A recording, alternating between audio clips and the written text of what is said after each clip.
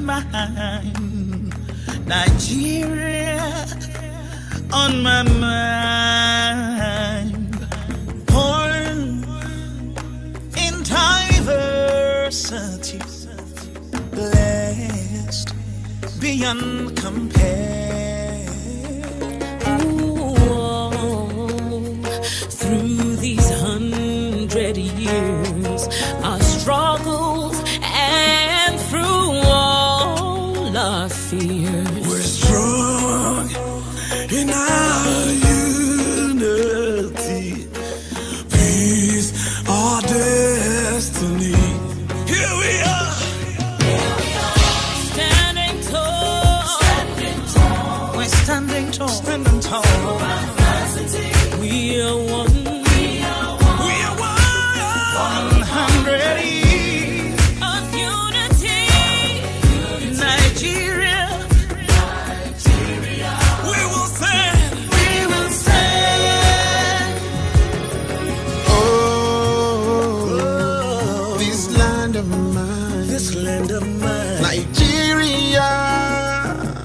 On my mind. On my mind. I pledge to you my loyalty, my love, my ability.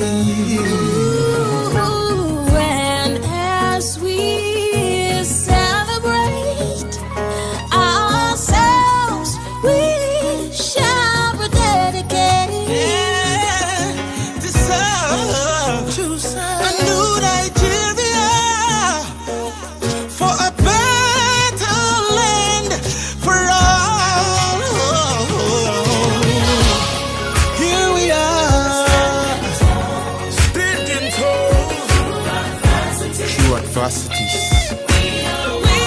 We are one. 100 years. 100 years. Unity. Nigeria. We will stand on the mount. My brothers and my sisters, I greet you in the wonderful name of our Lord and Savior, Jesus Christ. Today we gather to remember Bishop Godwin Thompson Umoette, the 60th Bishop of the Christian Methodist Episcopal Church. Good morning to you, my brothers and sisters in the United States. My name is Godwin Thompson Umoette, the 60th Bishop of the Christian Methodist Episcopal Church. And so today we gather in memory, we gather in honor, and we gather in celebration with some of the many who knew him, worked with him, and we are grateful for your presence today. And thank God that you have stopped by as we pay tribute to Bishop Umoette. We want to move right into our reflections. We are so delighted today to have some members of the College of Bishops with us, and I'm going to bring them up at this time. And let's see, we have Bishop Walker as well. And today, as we reflect on this giant in the episcopacy, we have our senior bishop, Bishop Lawrence Reddick, who is the presiding prelate of the 8th Episcopal District. We have Bishop Kenneth Wayne Carter, who is the presiding prelate of the 11th Episcopal District. We have Bishop Teresa Jefferson-Snorton, who is the presiding prelate of the 5th Episcopal District. We have Bishop James Walker, who is the presiding bishop of the 7th Episcopal District. And we have Bishop Sylvester Williams, who is the presiding prelate of the 3rd Episcopal District. I might add that Bishop Walker, Bishop Williams, and Bishop Jefferson were also classmates, Episcopal classmates of Bishop Umoette. Let me say good evening, good afternoon to the bishops. They're very generous. They have a meeting scheduled today at 6 o'clock, but thought it not robbery to take a little time to come and share with us today. And for that, I'm very grateful. Let me begin with Senior Bishop Reddick. If you would just talk briefly a little bit about when you first met Bishop Umoette, and just talk about your relationship with him. If you take a few minutes to do that for me, please. I don't remember when I first met Bishop Umoette. It was probably sometime in the 80s. It might have been at the General Conference of 82. I think that was it, but it's kind of like I don't remember when I did not know him. So I know he came over for the General Conference of 82, and we probably met then. And I found him to be a kind gentleman, an affable person. We used to be able to talk and laugh a lot.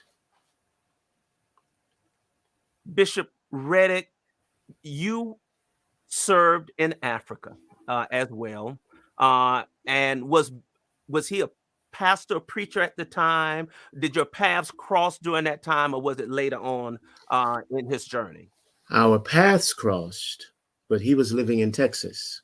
I see. He was at that time on the faculty of Texas College, and he was a member of the Western Nigeria region, and he would respond and correspond, and he supported the work then. In fact, it was at the end of that term that we came together as an Episcopal district to kind of push him to be a member of the Judicial Council, and he was elected a member of the council in 2002. In 2002. After that, I remember him writing me the next quadrennium, telling me he was moving back to Nigeria, and we also supported his move home.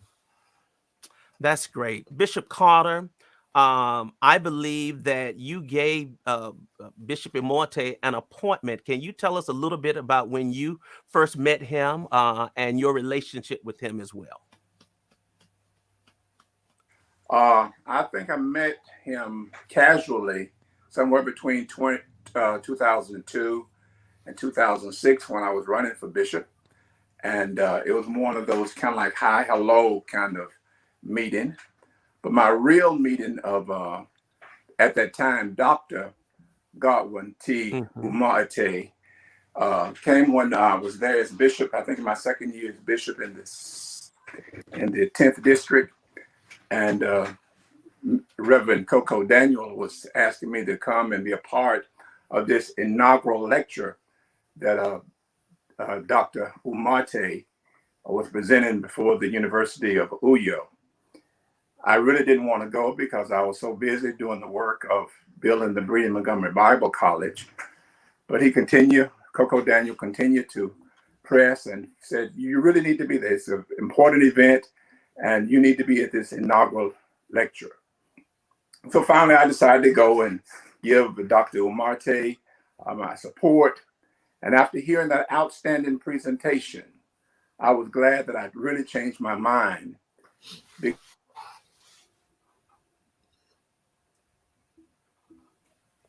Bishop Carter, I think we may have lost your sound. You lost my sound? Okay, yeah, we can hear you now. Go right ahead. Okay.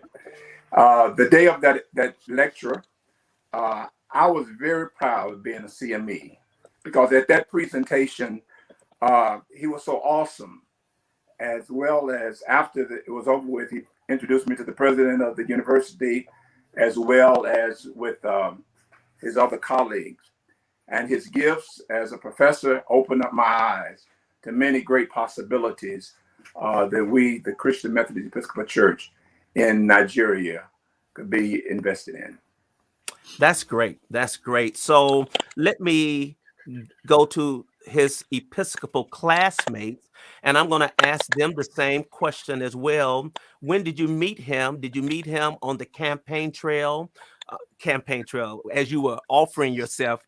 I'm having a Bishop Lakey moment right now. When you were offering yourself for the episcopacy, did you know him before, or was it during that time? We'll start with you, Bishop Jefferson-Snorton, then Bishop Williams, and then Bishop Walker.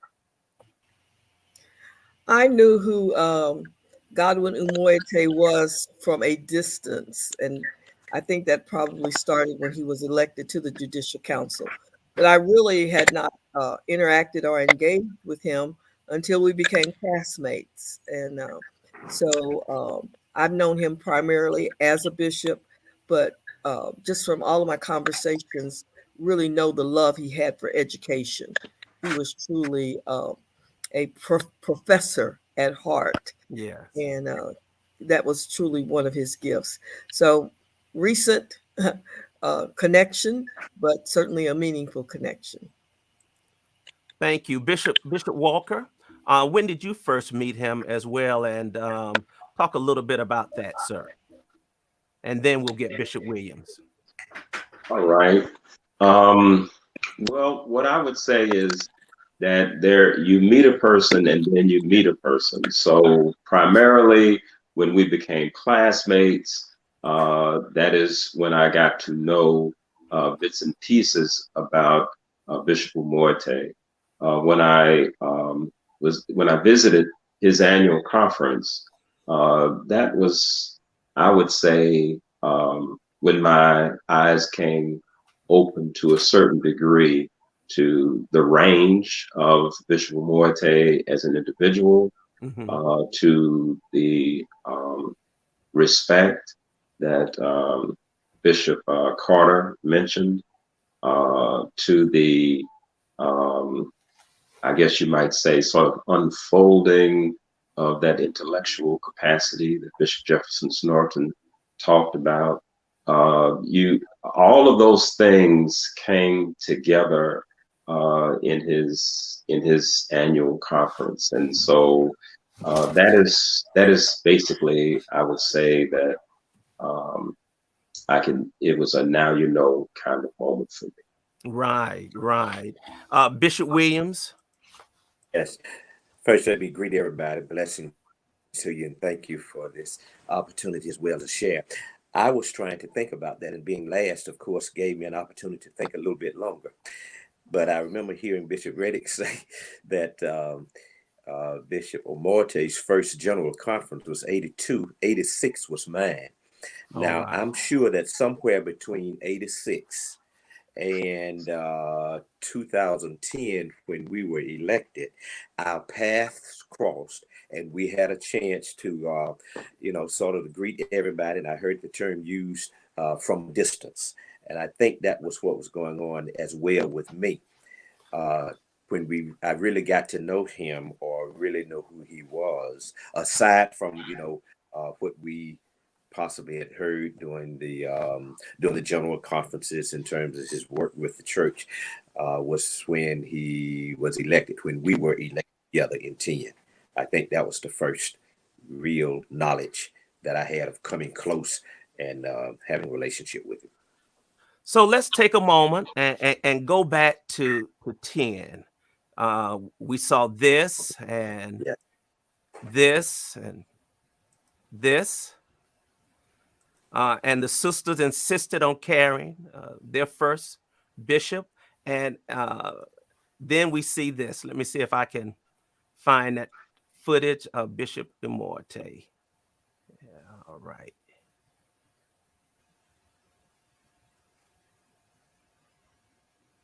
Here we go.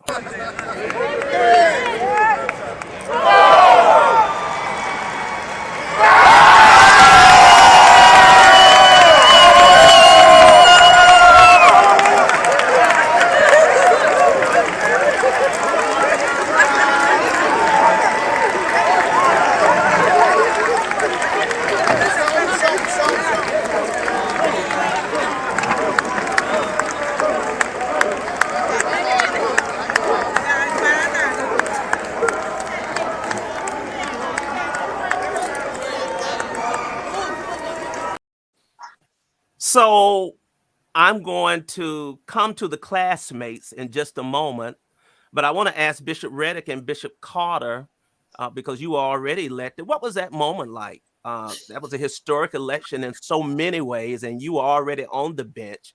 And then I'm going to come to the classmates and talk about those moments of being elected and then sharing this historic moment. Bishop Reddick, what was that like in your memory? For me, it was an electric moment.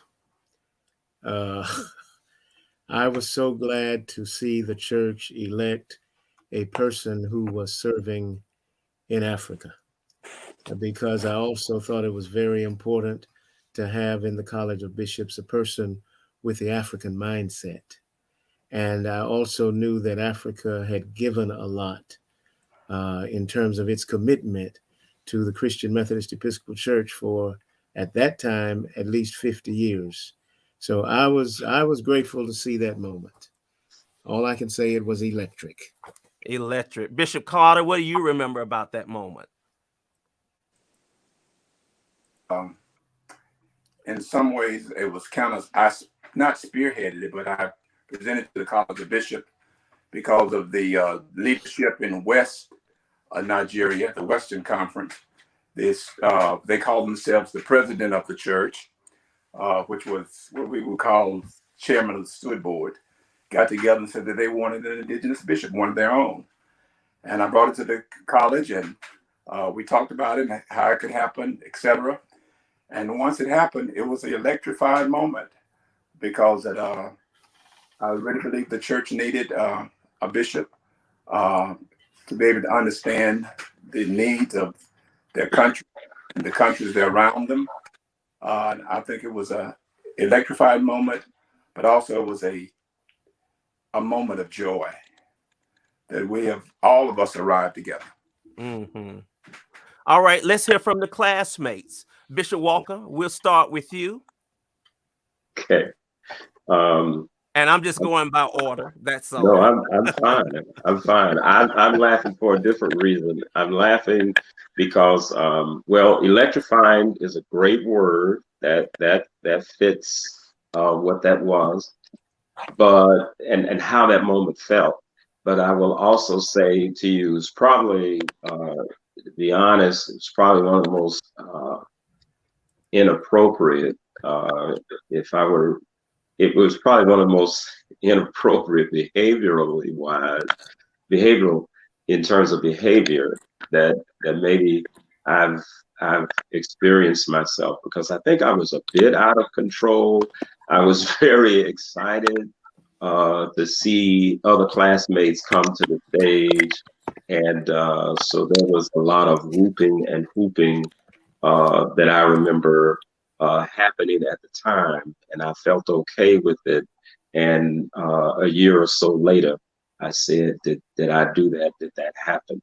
So it was, I think I was blank in terms of emotion, in terms of just actually long-term memory. I think I was blank. Yeah. But it was overwhelming. And I do remember the first female bishop of the CME Church. And I do remember, that was an indelible impression because it was different. Yeah. And then the first African bishop of the CME Church. Again, it was different. The way they were carried to the stage, yeah, people that carried them, that was a different kind of experience. So, and it looked like that wasn't an easy feat to hoist Bishop Umoette up. Looked like there was a little struggle there. It seemed like there was some logistical stuff going on each time. Right. They had to kind of figure it out. But when it's a first, that's it's okay. a first, right? Making sure you get there. Bishop Williams, what do you remember about that moment? Well, I'm going to stick with the word electrifying, and at the time being, and say that it was certainly a wonderful moment. I remember, first of all, one of the largest classes in terms of 5 persons being elected. I remember the first female being elected, and I remember the first indigenous bishop being elected. So those things were, just sticks out in my mind. I remember as well Bishop Walker being the first elected in our class, so he was already on stage to welcome the rest of us, and so I was able to we were able to share that moment and so forth. I thought it was great. I can remember sitting and waiting, if you will, waiting my turn as we We were all elected in the order that we were elected, of course, but it was a wonderful moment. Um, I chuckled when Bishop Walker said it seemed to have been a little bit of logistics getting Bishop Umoette lifted. I chuckled because I don't think that too many folk had many problems with me. Because I remember before I knew it, I was swooped up. But it was a wonderful moment, I think, in all of our lives, and certainly in the life of the church, for us to remember that. Bishop Jefferson-Snorton, and it seems like I remember you saying that I know the sisters wanted to lift you up, but you were determined they were not going to lie you flat on your back. I think I heard you say that on another occasion. But tell us about that moment, for you. Well, that whole day was I think electrifying is a great word. It felt like a holy moment, a sacred moment, like the spirit was so high that day. But I'll be perfectly honest, when Bishop Umoette got elected, I think I was in a daze. Mm-hmm. I just couldn't believe that what had happened had just happened. Right. And so, I kind of don't really have a memory of watching, his tally go up. I don't have a memory of all that because I think I was just kind of sitting there going, what? What just happened? I do remember, it's almost like you remember the moment you wake up. Right. And that was when the five of us stood on the stage together to pose for pictures. Yeah. And that was a very, very powerful moment for me. Indeed. That's when it kind of came to me that the church had indeed made history in so many ways that day. So yeah, here's that picture that you referenced as well. And so this has been a tough season for the church in terms of loss. Bishop Best, now Bishop Umoette, and the impact that a loss of an Episcopal leader has on the church. First from the membership side, and then as a colleague and a friend, and on the bench. And can you talk about that impact, if you don't mind, Bishop Reddick?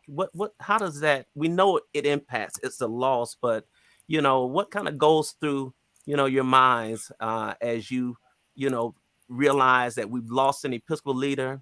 The church still has to continue, yet we have to mourn the loss of this great man.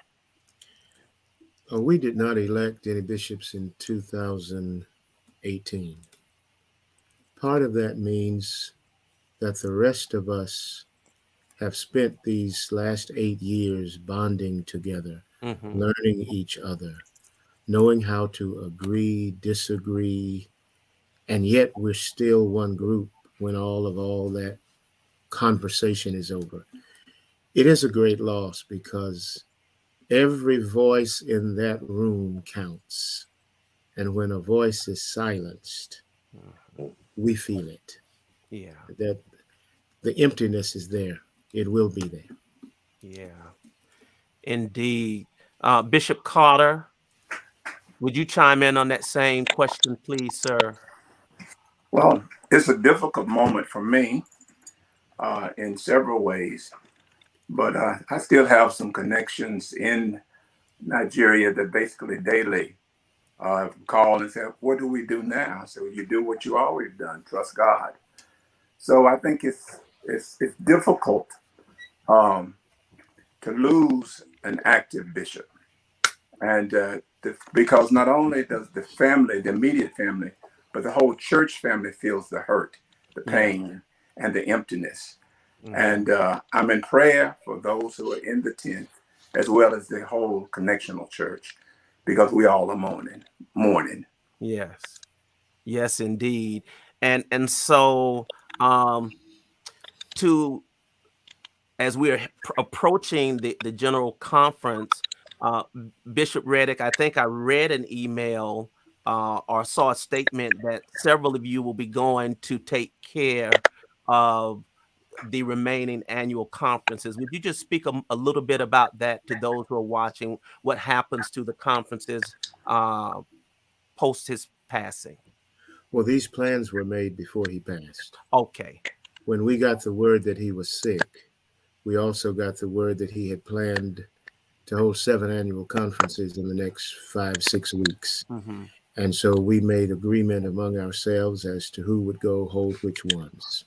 I see. And so the plans we are following through with, myself going to hold 3, and they're meeting at the same time in the same place, and Bishop Walker doing 2, and Bishop Carter doing 2, same time, same place. Mm-hmm. But of course, we're only at this point standing in together until the Committee on Episcopacy makes a decision about who will be the Bishop of the 10th until the General Conference. I see. I see. Let me ask Bishop Carter about the work in Africa and just how important is that work, that it continues uninterrupted, and that the church continues to show its support for our wonderful brothers and sisters throughout the continent of Africa. Thank you very much. I think the work is very important because Bishop Adida, some years ago with the UACC Church, the United African Congregational Church, gave these churches, about over 150 churches, to the Christian Methodist Episcopal Church. And this was the brother, Bishop Umoette is the brother-in-law to the bishop. And I had an opportunity to go over and interview his wife, which is Bishop Umoette's sister. And because much of our history is there in their home, as well as in that compound where Bishop Adida was buried. So yes, it was the foreign work is very important to our connectional work. Thank you. I'm watching my time. I know you have another meeting, so I want to ask this final question to all of you. How shall the church remember Bishop Umoette? What will his legacy be? And what will we say to the future of Africa as we think about his legacy in the church? Let me start with you, Bishop Williams. How shall we remember Bishop Umoette? There are a couple of things, I guess, that I could say about that. I think personally, I will remember him being, as Bishop Reddick stated, in the rooms with us. And from where I sit, I think he was a rather, may I use the term, no nonsense. He was serious about the work and wanted to make sure that that the work progressed. And whenever we were involved in discussions and so forth, even though there may have been times that he did not necessarily seem like he was on the same page with us, he was a man of convictions, and I could appreciate that. Aside from that, I think the work of the church that he has done with the various groups, or shall I say, with the various ministries of the church, will be remembered, along with the churches that he worked with, build, and ministries that he established in Africa. So those are a couple of things that I think I will remember in terms of his legacy for the church. Bishop Walker, I'd like to ask you that same question about his legacy as well. Okay. Well, first, I will say thank you to Bishop, Senior Bishop Reddick for allowing me to hold the annual conferences, because right now that would be his charge and not mine to just do, because things don't just, you just don't do things. You are either assigned, allowed, and I think in this case, allow would be the right word. I also would like to the question, how would he be remembered? I think he could be remembered as a finisher, because Bishop Carter, was really a catalyst to a lot of things that went on in the 10th. And to his credit, Bishop Umoette didn't spurn the work, but came in and put finishing touches on those works. And I think that's something that we don't often see, because we see people who abandon whatever was there before them and they start a new thing. Mm-hmm. But that didn't happen with him. And I think that was important. I think he should be known as a person who endeavored to change the narrative. And that is, we have a narrative about the way we talk about people from Africa, and that is that they have a bevy of signs somewhere in a corner. And every time a meeting is held, they pull one out. When that meeting is over, they put another one up. It was almost humorous for me that Bishop Umoette, as we drove by church, said, "You see that?" He would say, "You see that sign?" I said, "Yes." "The color?" I said, "Yes." He said, "Well, watch. We go by the next one, same color." So in other words, Bishop Umoette says, he told me, I want to standardize the signs for the CME Church all across the district, so they'll know us before they can even read the words. And so I think it was about the business of changing some narratives and some perceptions. He had a very wide range of interests. When we were there, we ate fish from the fish farm that he had, and they weren't yay big, they were enormous in size. And so he did that. And last but not least, at Breeding Montgomery Bible College, he was able to, with the help of Dr. Victor Taylor, appoint to the board Reverend Dr. Umoette, who I pray, and I don't want to get into politics of any other nation, but it looks like, if one were to be observant, that he will be the next governor of the Quabom state. And I don't know if it's appropriate to say that or not, but I just did. I think it was an important appointment, and it was a way of bringing the CME Church to the fore. Yes. In Africa, particularly Nigeria. And I think those are the kinds of things that we should remember Godwin Thompson for. Umoette, Bishop. Thank you, Bishop Walker. Bishop Jefferson-Snorton, you just returned from Africa. You were chosen to be a part of the official delegation of the United States to the 200th anniversary of Liberia, one of my favorite countries. And here are a few pictures of you there representing the CME Church, the National Council of Churches, as the chair. But Liberia is also one of our areas, I believe, that Bishop Umoette was on. So, having recently been there, talk about his legacy, and how was that experience for you, representing both the CME Church and the National Council of Churches? Well, it was a very awesome experience. I didn't quite know what to expect, but I was delighted to have the opportunity. And the one thing that I will share as it relates to Bishop Umoette was that as we went about meeting with individuals, that picture is a picture of the first woman president. There in the middle is former President Ellen Johnson Sirleaf. Was taking a picture with our delegation. But people in Liberia knew Bishop Umoette. They either had met him or they knew of him, which just really reinforces for me how, particularly in our African countries, the church is held in very, very high regard.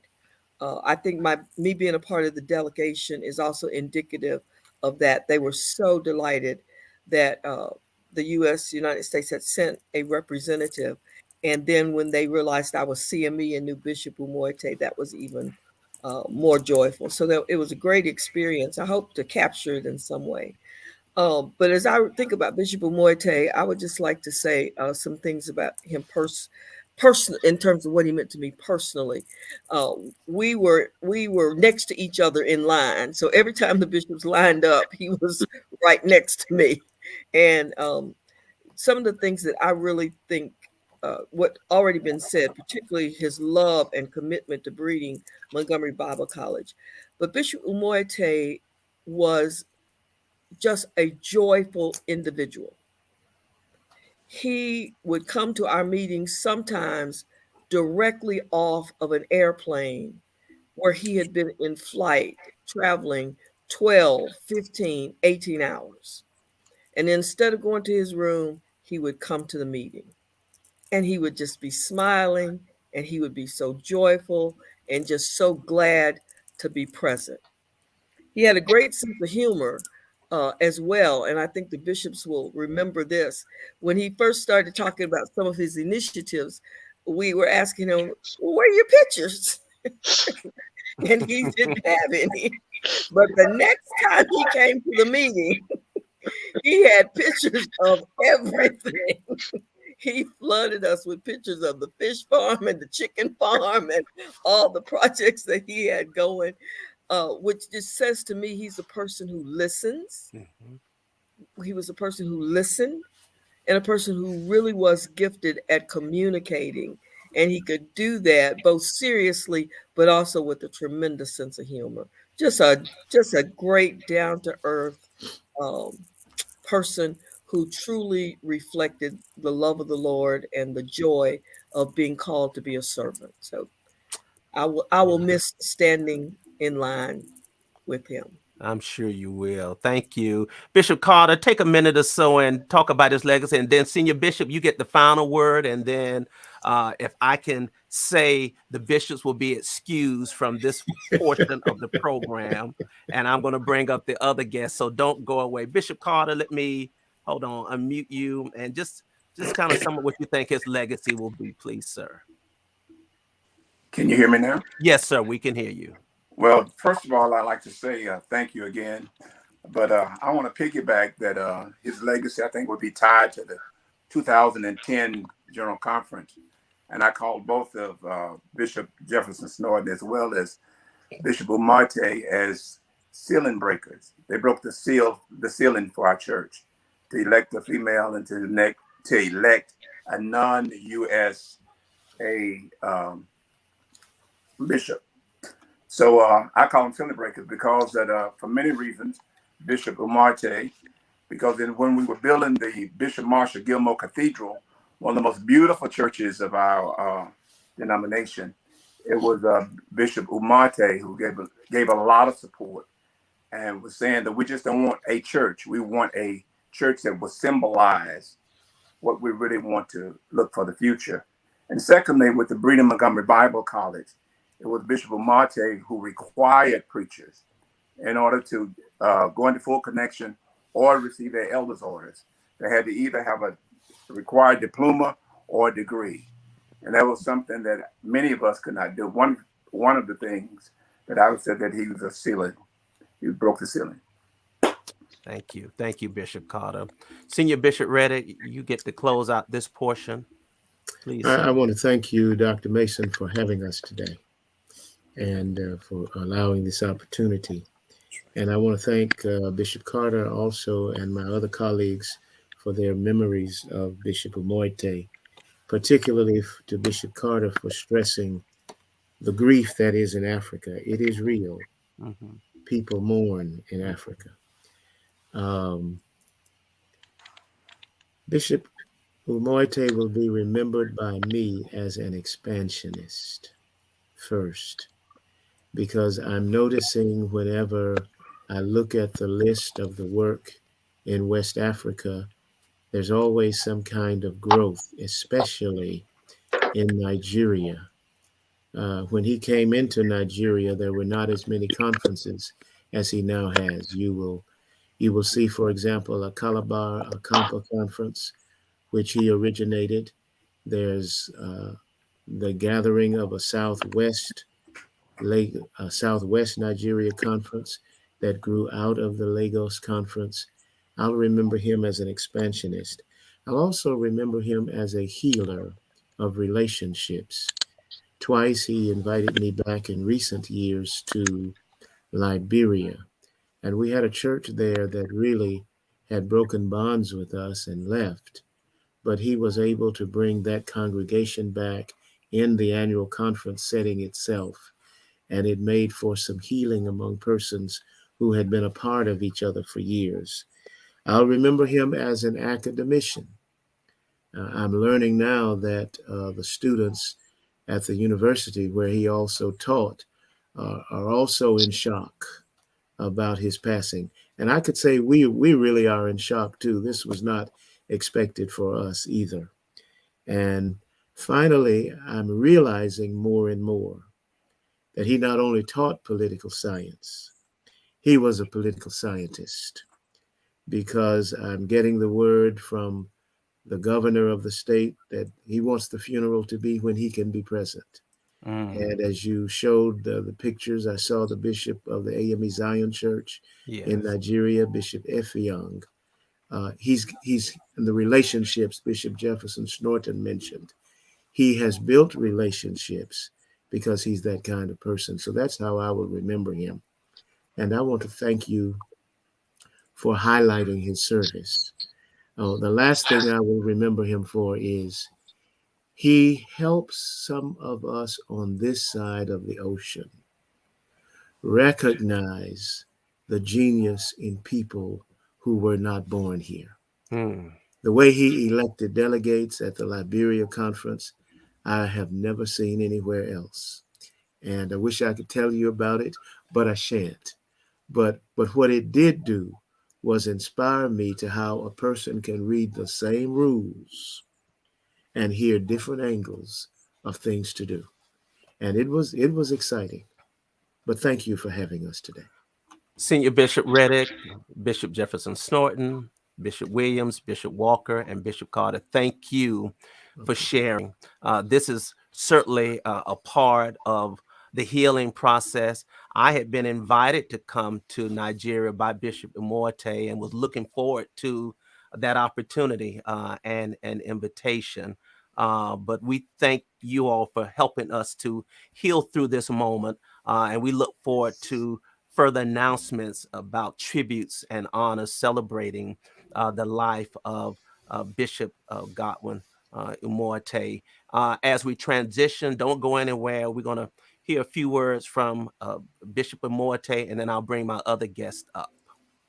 I'll share another story with you, and that of my mentor, my friend, and my brother, the retired Bishop Marshall Gilmore, who in his book titled From Bastard to Bishop drew our attention to how sometimes the beginning might not be the end.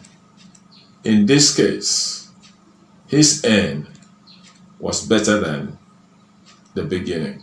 Those men and some others accept the mere fact that there are times when there seems to be a stone wall in front of God's children. And with the mindset that instead of giving up, you stand up. I beg you and I urge you, don't give up. But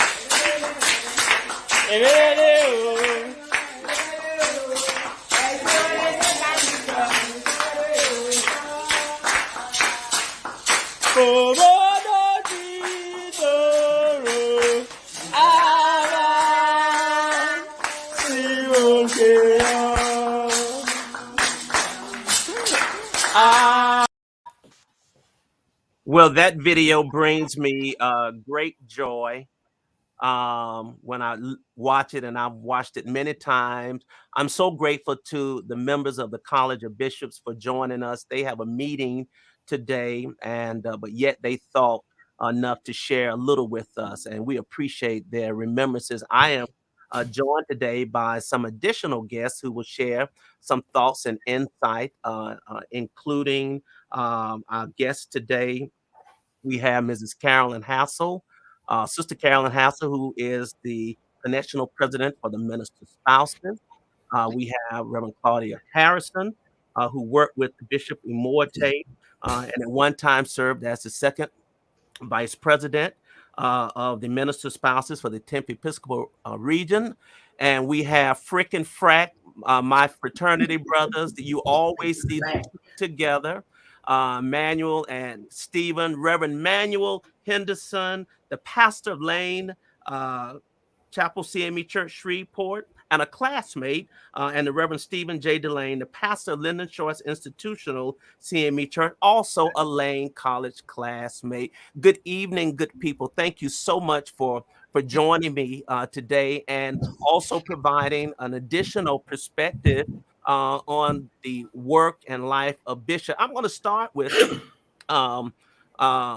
Reverend Manuel and Reverend Steve to talk about Bishop. When did you meet him? I think you met him as students at the Great Lane College. Tell us a little bit about him during that time.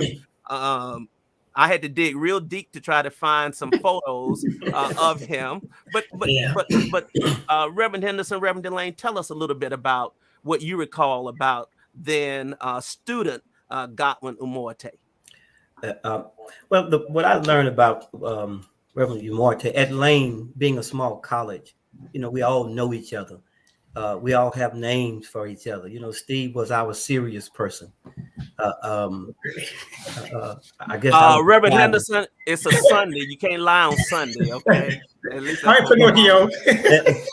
I was the quiet one. That's what I'm gonna tell. Right. And we had Roland Johnson, who we called him the white boy because he was stiff, and James Taylor. And Godwin was our serious person. Mm-hmm. Godwin was always the professor. He was always the serious person. He was always about the business of the church. And I think because of his seriousness, he kind of kept us on the serious track. So that's what I remember about him, his seriousness about his ministry, about the church. And I believe I met him. I was in summer school. I think it was the summer of 1982, after the General Conference, when he came to the campus with some other of our indigenous students. Pastor Delane, when did you meet him, and tell us a little bit about it? All right, first met him, I guess he came over initially after the closing of MI College. Mm-hmm.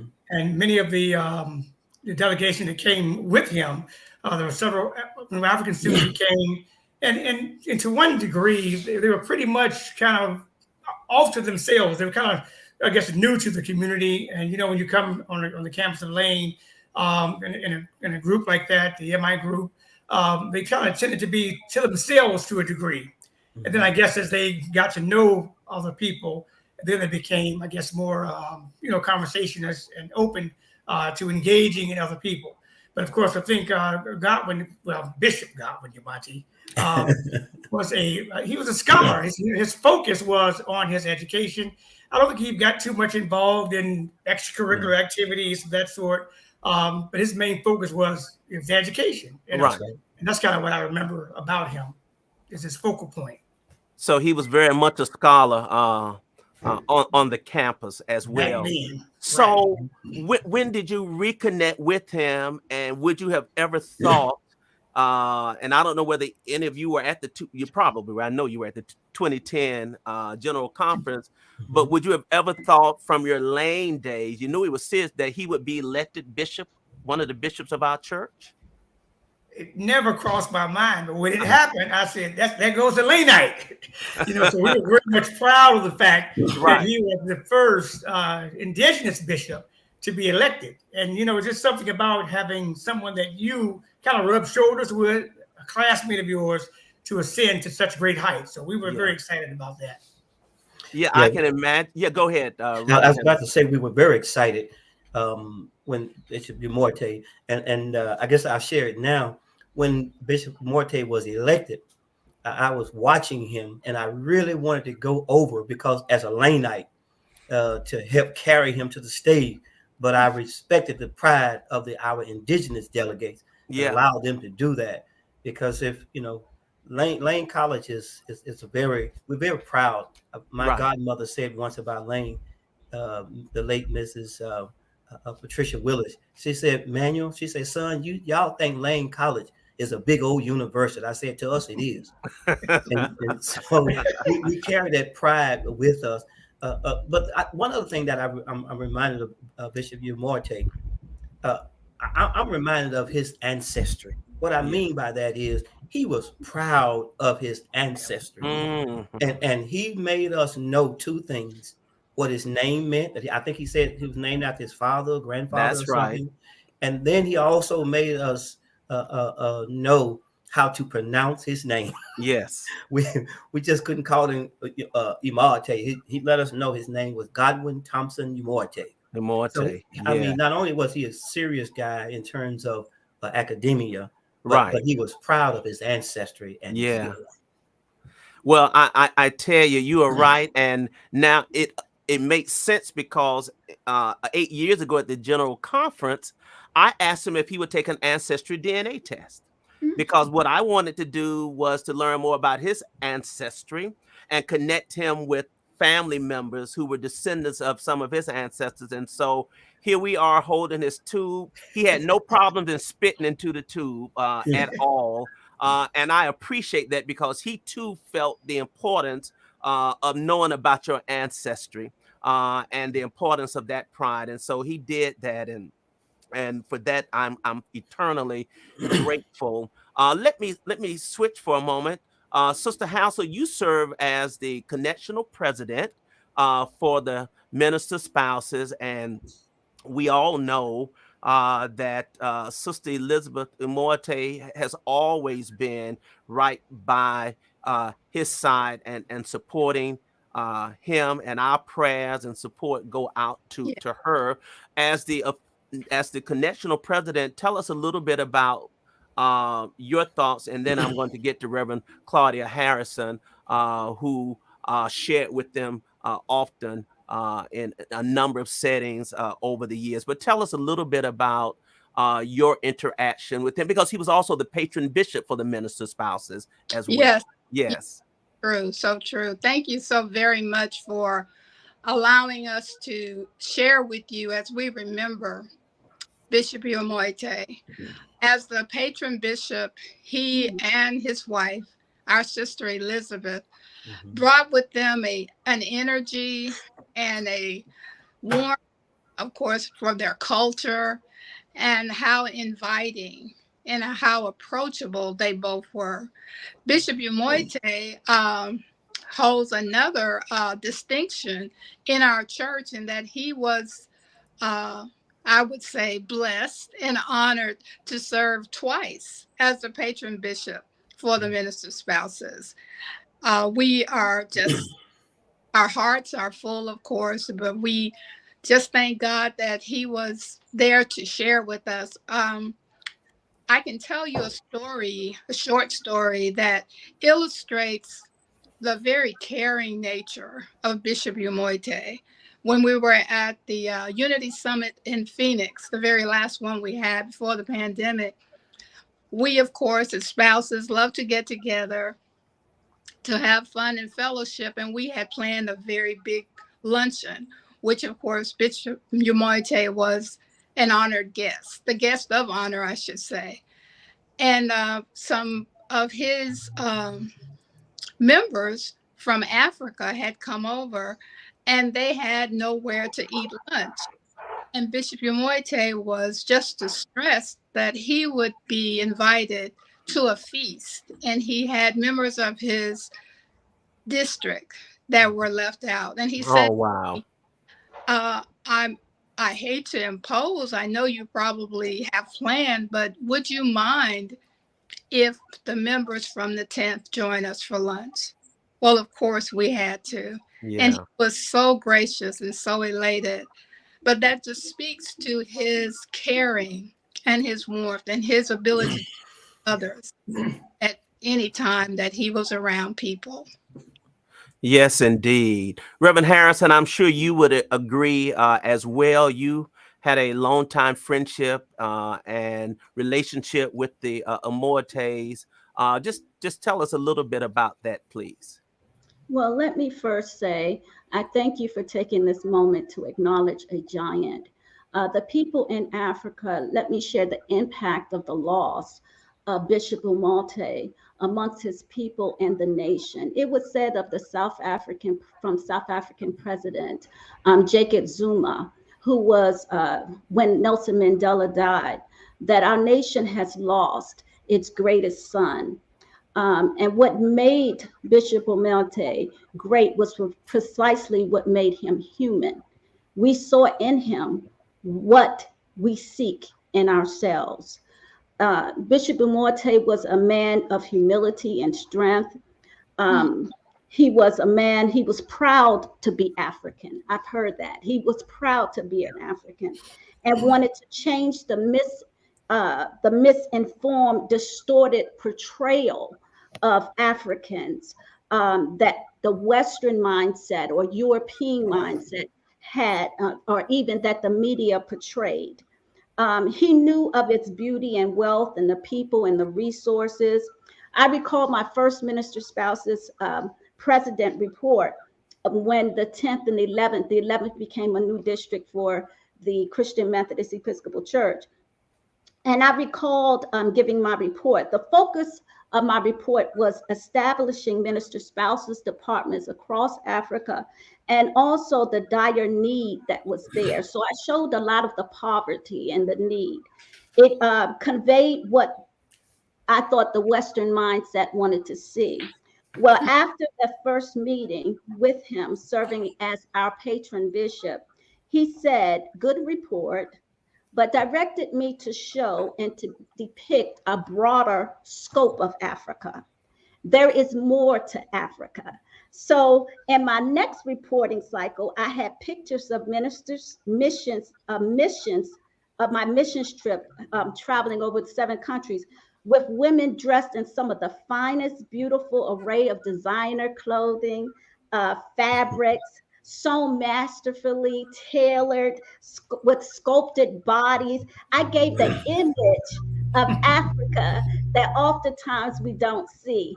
They look rich, they walk rich. Even the men, they didn't sit or walk with humps in their back. They stood erect, they walked with pride, you know. And so I depicted that. And then after I gave my report, the next report, I made it the cover of Mrs. Umoette and all of the fine women in their linen. And he just looked up and smiled. And then he nodded with approval, gave accommodations for an outstanding report. And then he later reminded me that his wife wanted me to go shopping for her. And so during that time, we just merged. He has a genuine attitude of a man that he was very prideful, and he wasn't prideful in the context of thinking more highly of himself. He was prideful of himself as in his nation, as an African, and he did not like for anyone to put Africans down or have a misconception of them being anything less than great. Wow, that's incredible. And I tell you, I was so looking, and I'm still looking forward to the delegates from the 10th and the 11th, because they always come dressed correct. I mean, they come, and I've already told, Bishop Carter too. I said, whatever you got your folks wearing, I need one in a double XL. So bring it on with you, and all. You talk about, all of you have really helped to paint the kindness, the concern, and care of this wonderful scholar, this gentle giant. Let me share these comments from Dr. Lawson Kwame Adaje from Ghana, Togo, who of course serves on our judicial council. Death of Bishop Godwin T. Umoette came to all of us as a surprise. It's a tragedy to the Christian Methodist Episcopal Church and to the family and the Christendom. We sincerely extend our condolences to ourselves and to the church from the Ghana-Togo region. Bishop Umoette is a gentleman. He came to Ghana with all his heart and his mind. And as his mission supervisor, I gave him all the support that he needed to work as a bishop. One thing I would remember about Bishop Umoette is his art of delegation. Bishop Umoette would always want to delegate responsibilities, giving me the opportunity to understand the proceedings of our conferences and the polity of the church. I would forever cherish him and remember him because of his love for our people, because of his care, and always ability to listen. He's a listening bishop. He would always listen to you intently, and he would always see if he can make a move to solve whatever is presented to him. He's a leader of a class, and he's somebody we admired in terms of his academic achievement to the highest level. We bid him farewell by saying that may God give him a resting place, and may his soul rest in peace till we all meet again. In Jesus' name. Bishop Umoette, rest in peace. Beautiful tribute. Such a beautiful tribute. I can't imagine, though I'm getting the sense from reading comments on Facebook following the announcement that Nigeria and other areas are truly mourning the loss of this great man, and our church is as well. And of course, it's exasperated because we're close to a general conference as well, you know, and just to know that he was such a scholar and a gentleman. Give me your final thoughts on how the church should remember the 60th bishop. We'll start with you, Sister Hassel, and then Sister Harrison, Reverend Henderson, and Reverend Delane. Well, I think so much of what everyone has said probably could be tributes that would go on for a very long time. But for me, I would like to say that in our lives, we are blessed from time to time to meet giants, to stand among giants. And so much of the time, perhaps the tragedy is we are not realizing or appreciate that we are in the presence of giants. So I think we can remember Bishop Umoette as a giant who stood with us, who loved us, and allowed us to love him. Amen. Amen. Thank you. Thank you so much. Reverend Harrison, your final thoughts. Well, let me say this too, that, you know, I always say the minister's spouse is the one who ministers to the minister. So he will be remembered indeed for bringing honor to his nation. And he didn't teach, didn't just hand his people a fish, but he taught his nation through education the way to the fish. And not only the way to the fish, but he taught them how to catch the fish. Mm-hmm. He also knew education was the key to breaking poverty cycle. I had an opportunity to speak to some of the 10th Episcopal District members, and one of them said, I wanted to know politically science-wise, as Bishop Reddick said, he was a political scientist. Mm-hmm. Why was that such a major for him? And this was the response that I got. He said he had a passion to affect positive change to impact his people. The possibility of him being elected as one of the people's choice within his jurisdiction was very high. Mm-hmm. He was a man to be reckoned with. As long as politics and social administration was mentioned within his jurisdiction. He was a man of great social, administration, and political influence in spheres. He even said that, and others have said, he had the possibility of being a representative for their jurisdiction. He was very politically involved, and he was highly, highly respected among the nation. Can I close by just saying that I will remember him not only for those things, but I remember him for his wife. You know, I just think that we could not speak of him without speaking of his wife. Mrs. Umoette was his queen, his Nubian queen, the one who ministered to the bishop. Elizabeth Umoette, whose name means God's covenant or oath of God, is what Winnie Mandela was when he was to Mandela. She is still a solid rock. Lady Elizabeth sees well to the affairs of her home, and not only that, but she's a businesswoman. You know, she owns a fashion boutique. Right. And I've had the pleasure of having many of her, clothing and selling them as well.